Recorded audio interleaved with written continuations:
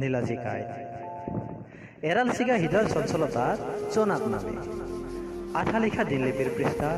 সপোন বৰে হাঁহে পাত গাভৰুৰ নীলাজী বন সদৃশ চঞ্চলা পৰিটোৱে বুকুৰ উদং পথাৰৰ এটি পাহ আছে নীৰৱ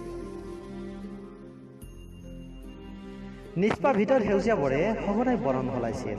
নীলা হালধীয়া পানীবোৰ হালধিৰ জোনাক হৈ খুলিছিল আকৌ ধুমুহা গাজনিত তলপাৰ লগাই ভয়াত মনৰ পথ জিয়াল কৰি তুলিছিল অস্তৰাগৰ হাহাকাৰ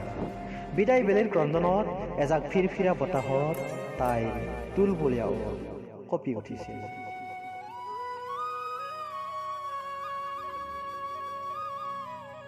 কব নোৱাৰা প্ৰতিটো শব্দই অমানিশাৰ এন্ধাকাৰত ম্ৰিয়মান অন্ধ প্ৰেমিকৰ বুকুত যে কাইট সৌ টকলা চৰাইৰ বাহত দুটি সপোন গজিছে লহপহকৈ বাৰী ধুমুহাত বিধ্বস্ত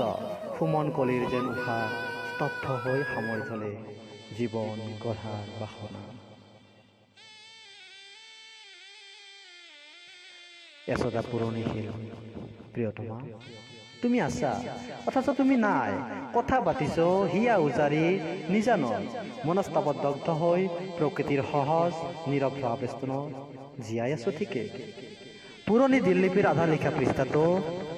তোমাৰ অস্তিত্ব মৰুভূমিৰ মৰিচিকা